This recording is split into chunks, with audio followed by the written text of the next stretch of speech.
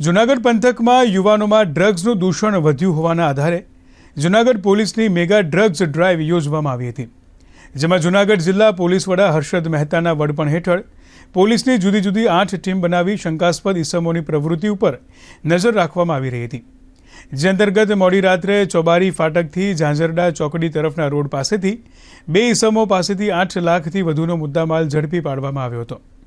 તેઓ પાસેથી ખાસ કરીને કોલેજના વિદ્યાર્થીઓને માદક પદાર્થ આપતા હોવાનું જાણવા મળ્યું હતું।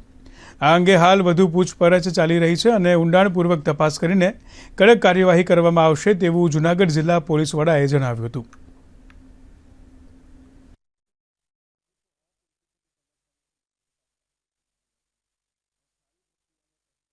હાલ આ જે બંને આરોપીઓ છે યુગાંત અને ધવલ, એનું હાલ આગળના કેસ સાથે સીધું જ કનેક્શન નથી, પણ હજુ આજે જ વહેલી સવારે આ રેડ પૂર્ણ થઈ છે।